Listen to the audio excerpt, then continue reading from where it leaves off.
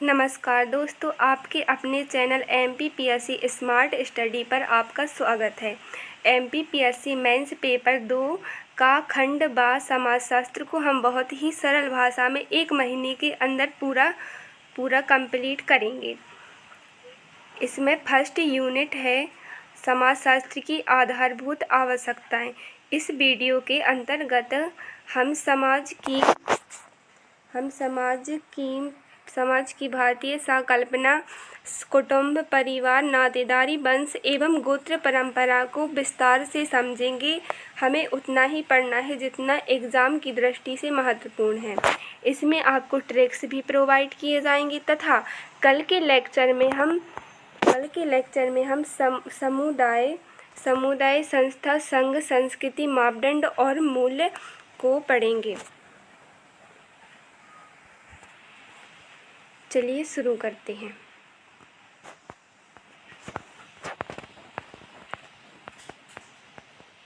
समाज की भारतीय परंपरा। इससे यह स्पष्ट होता है कि भारतीय समाज में जो परंपरा, रीति रिवाज चले आ रहे हैं उसमें से ही कुछ शब्द इसमें उपयोग हुए हैं। जैसे कि कुटुंब है। कुटुंब भारतीय समाज की सबसे छोटी और महत्वपूर्ण सामाजिक इकाई है। यह सबसे छोटी होती है एवं बहुत ही महत्वपूर्ण होती है। इसमें माता पिता, बच्चे तथा अन्य रिश्तेदार मिलकर रहते हैं और एक दूसरे से सुख दुख में सहयोग करते हैं। इसके कुछ उदाहरण हो सकते हैं जिससे आपको आसान भाषा में समझ में आए।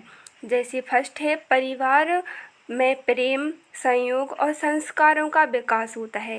जैसे परिवार के जितने भी सदस्य होते हैं उनके मध्य प्रेम की भावना होती है, एक दूसरे का वह साथ देते हैं तथा छोटे छोटे बच्चों को ही संस्कार दिए जाते हैं जिसका उनका धीरे धीरे विकास होने लगता है।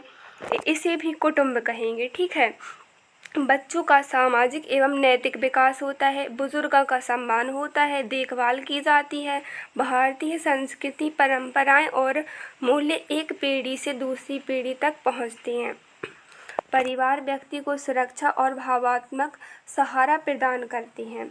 इसका आप स्क्रीनशॉट ले सकते हैं और इसकी विशेषताएं, प्रकार हम सब कुछ इसी वीडियो में पूरा कवर करेंगे जितना कि हमारी PSC के लिए महत्वपूर्ण है। जो एग्ज़ाम में पहले पूछे गए हैं उन्हीं प्रश्नों के उत्तर यहाँ पर दिए जा रहे हैं। उन्हें बहुत ही आसान भाषा में समझाया जा रहा है। कुटुंब की विशेषताएं। समाजशास्त्र में कुटुंब एक महत्वपूर्ण सामाजिक इकाई होती है जिसे परिवार के रूप में जाना जाता है। ठीक है। परिवार या कुटुंब की विशेषता निम्नलिखित है। पहला हो गया संरचना और संगठन। कुटुंब एक छोटी सामाजिक इकाई है, ये तो हम पहले ही देख चुके हैं, जो एकत्रित व्यक्तियों का समूह होता है। ये संगठित होती है जब कोई व्यक्ति मिलकर एक सामाजिक इकाई बनाते हैं, संगठित होकर एक सामाजिक इकाई बनाते हैं तो उसे ही हम कुटुंब कहेंगे।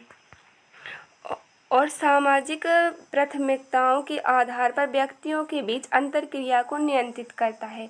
जब एक से अधिक व्यक्ति एकत्रित होते हैं उनके मध्य किसी भी चीज़ का साझा होता है। जैसे उसने किसी को तकलीफ़ हुई तो किसी ने सहारा दे दिया, किसी की मदद कर दी, इसे ही क्रिया कहते हैं। ठीक है। इसके द्वारा नियंत्रित किया जाता है। संबंधों की प्रधानता। सेकंड है संबंधों की प्रधानता, मतलब इसमें जो संबंध होते हैं उसे प्रथम स्थान पर रखा जाता है। कुटुंब में संबंधों का अत्यधिक महत्व होता है तथा यहाँ तक कि आधारभूत संबंधों की उद्देश्यता और महत्ता को भी समझा जाता है। मतलब हर एक आवश्यकता को पूरा किया जाता है, उसकी क्या आवश्यकता है, क्या महत्ता है, इसको भी समझा जाता है। कौटुंबिक संपत्ति। कुटुंब की संपत्ति अक्सर इकाई के सदस्य के बीच साझा होती है, अर्थात जो पहले दादा के पास ज़मीन थी वो पापा को मिलेगी, फिर पापा की ज़मीन है जो उनके पुत्र को मिलेगी। ठीक है। तो संपत्ति का साझा होता है और इसमें सामाजिक और आर्थिक संबंधों की एक महत्वपूर्ण परंपरा शामिल होती है। ठीक है। अब ये भावात्मक सहारा। कुटुंब के सदस्य आपसी सहारा प्रदान करते हैं और एक दूसरे के साथ देते हैं। जब भी कोई संघर्ष या समस्या उत्पन्न होती है तब यह एक दूसरे का साथ देते हैं। ठीक है। जैसे किसी को पैसे की ज़रूरत है तो किसी के पास ज़्यादा है तो वह उसको उधार दे देगा या फिर ऐसे ही दे देगा, ठीक है। या किसी और सहायता की ज़रूरत है तो वह कर देगा, यह भावनात्मक सहारा हो गया, ठीक है। अब सांस्कृतिक परंपरा और संस्कृति कुटुंब अक्सर विशिष्ट होती है। विशिष्ट पर सांस्कृतिक परंपराओं और संस्कृति के आदान प्रदान का केंद्र होता है। इसमें पीढ़ियों को संस्कृति, मूल्यों और आदर्शों की शिक्षा दी जाती है, ठीक है। तब जैसे ही छोटे बच्चे होते हैं उनको संस्कृति सिखाई जाती है, कुछ नियम बताए जाते हैं जिनके अनुसार उन्हें चलना होता है, उन्हें आदर्श की शिक्षा दी जाती है, ठीक है। शक्ति और प्रतिस्थापन।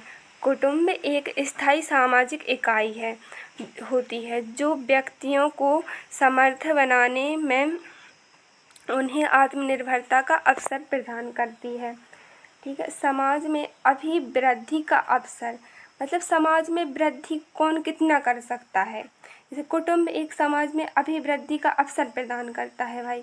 यह क्योंकि यह समाज की नवीनतम पीढ़ियों को ज्ञान, अनुभव और सामाजिक नैतिकता का अवलोकन कराता है।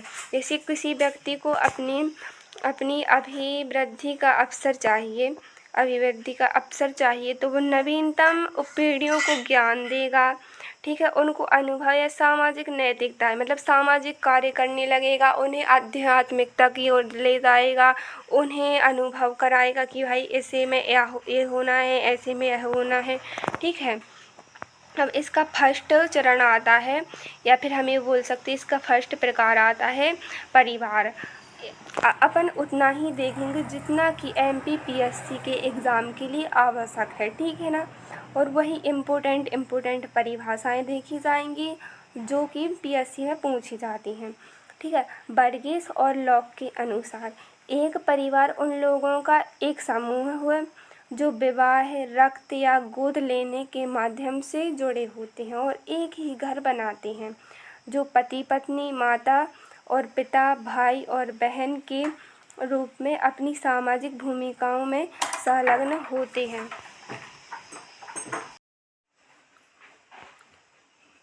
परिवार की विशेषताएं। सार्वभौमिकता। ऐसा कोई मानव समुदाय नहीं है जहाँ परिवार किसी न किसी रूप से मौजूद ना हो, ठीक है। मालियोवरेक्सी का मानना है कि सामान्य परिवार जिसमें माता पिता और उनकी संतान शामिल है, आदिम, बर्बर और सभ्य लोगों सहित सभी संस्कृतियों में गाए जा सकते हैं, ठीक है। सार्वभौमिकता प्रजनन की आवश्यकता और आर्थिक मांगों के कारण है। भावात्मक आधार पर परिवार भावनाओं का पर बना होता है। साभोग प्रजनन, मातृ प्रेम, भातृ स्नेह और माता पिता की देखभाल के लिए हमारी प्रवृत्ति इसका एक हिस्सा है, ठीक है। यह प्रेम, स्नेह, करुणा, सहयोग और दोस्ती की भावनाओं पर आधारित होती है। इसका आकार सीमित होता है, ठीक है। परिवार में सदस्यों की संख्या सीमित होती है। यह सबसे छोटी सामाजिक इकाई है। परिवार एक सबसे छोटी सामाजिक इकाई होती है। एक प्रमुख समूह के रूप में इसका आकार आवश्यकता से प्रतिबंधित है। संरचनात्मक प्रभाव। एक ऐसा माहौल बनाता है जिसमें बच्चों को प्रशिक्षित और शिक्षित किया जाता है। अर्थात संरचनात्मक प्रभाव एक ऐसा माहौल बना देता है जिसमें बच्चों को प्रशिक्षित, मतलब बाहरी रूप से पढ़ाना, तथा शिक्षित जो शिक्षा दी जाती है, ठीक है, शिक्षित किया जाता है। इसमें सदस्यों के व्यक्तित्व और चरित्रों को आकार देता है। यह बच्चे की भावनात्मक हित को प्रभावित करता है, ठीक है। सामाजिक संरचना का मूल। परिवार की इकाइयाँ ही संपूर्ण सामाजिक व्यवस्था बनाती हैं।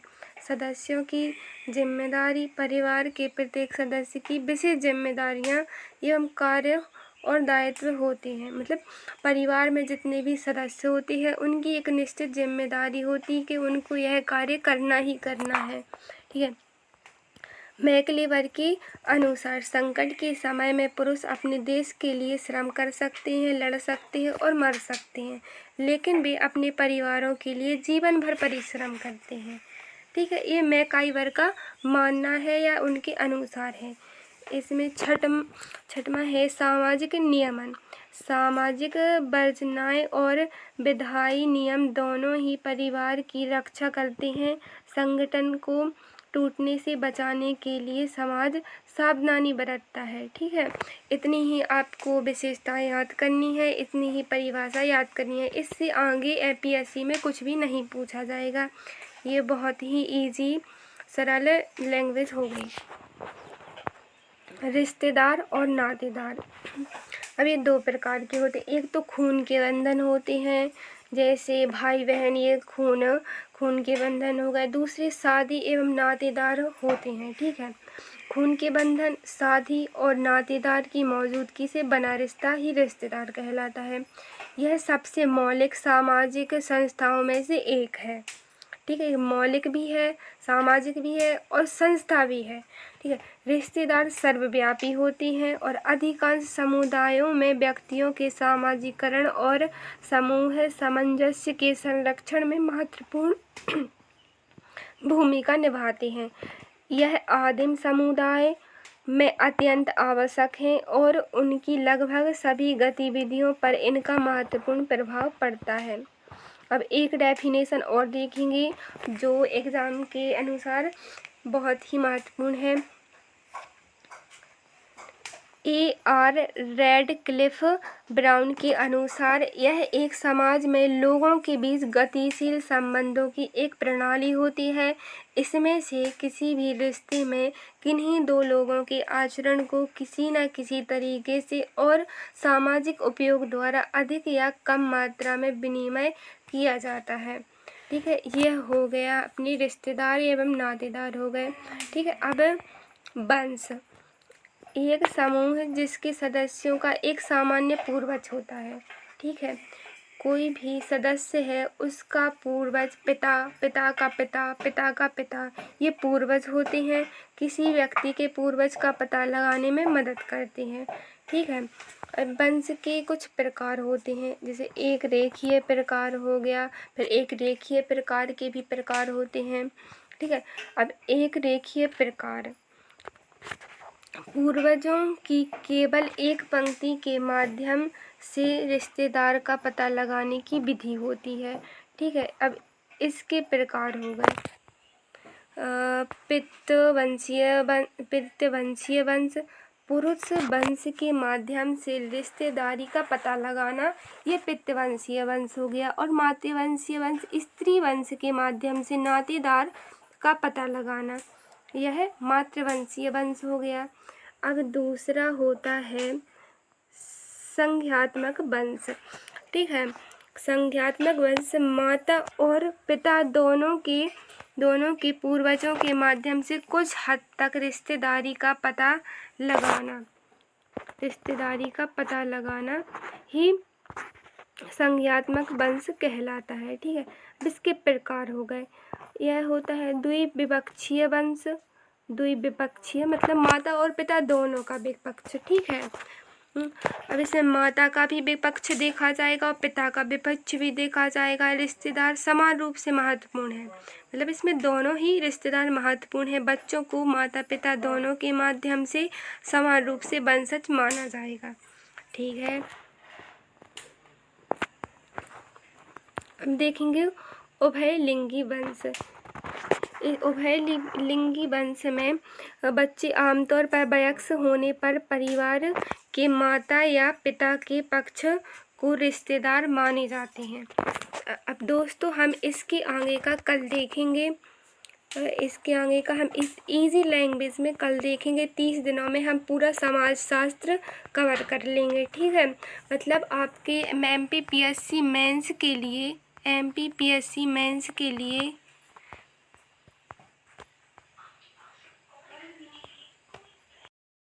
तो दोस्तों, आपको इस चैनल पर नोट्स तथा क्लासेस रेगुलर मिलती रहेंगी तथा आपका समाजशास्त्र कंप्लीट कराया जाएगा। इसमें कुछ तथ्य जो इम्पोर्टेंट हैं उन्हें हम देख लेते हैं तथा इसकी कुछ ट्रिकें भी हैं। कुटुंब का अर्थ रक्त, विवाह या दंतक संबंधों से होता है। ठीक है, रक्त मतलब जो रक्त के संबंध होते हैं, विवाह के संबंध होते हैं, उनसे कुटुंब का अर्थ होता है। ठीक है, परिवार का अर्थ साथ रहने वाले सदस्य होते हैं। इसमें रक्त या विवाह का कोई संबंध नहीं होता है। इसमें गोद लिए बच्चे भी आ सकते हैं या फिर कोई भी अपने सदस्य में शामिल कर लिया जाता है तो उसे भी परिवार ही कहते हैं, जो साथ में रहते हैं। नातेदार रिश्तेदार होते हैं। ठीक है, वंश पीढ़ियों की श्रृंखला होती है, अर्थात जो पहले से परंपरा चली आ रही है उसे ही वंश कहेंगे। जो पहले बुजुर्ग करते थे उनका जो नाम था उसे ही वंश कहेंगे। उदाहरण दादा दादी, माता पिता, भाई बहन और साथ रहने वाले परिवार, चाचा मामा बुआ आदि मिल जाए तो ये कुटुंब हो गया। ये सभी रिश्तेदार हो गए, जैसे बुआ फूफा मामा मामी, तो ये नातेदार हो गए। ठीक है, दादा दादी पुत्र की पीढ़ी तो वंश हो गया। ठीक है, और इसकी विशेषताओं की याद करने की ट्रिक, सा पानी सा।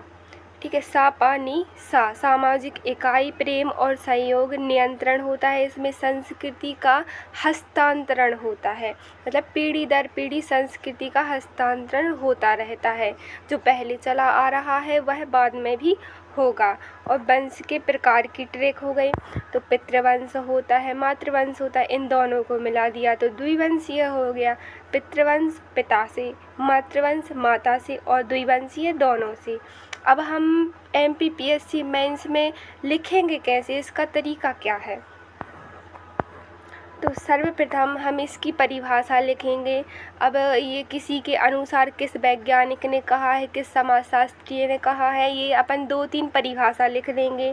ठीक है, उसके नीचे उसकी विशेषताएं आएंगी, फिर उसके नीचे उसके प्रकार आएंगे, फिर उदाहरण और लास्ट में निष्कर्ष। निष्कर्ष में जो परिभाषा में हमने 1-2 की पॉइंट लिखे हुए हैं उसे ही हम निष्कर्ष में लिख देंगे। ठीक है, तो आपको अगर वीडियो पसंद आया हो तो लाइक कीजिएगा, और आपको अगर रेगुलर क्लासेस चाहिए हैं तो सब्सक्राइब चैनल को कर लेना और बेल आइकन ज़रूर दबा लेना ताकि आपको नोटिफिकेशन मिलती रहे। ठीक है, धन्यवाद।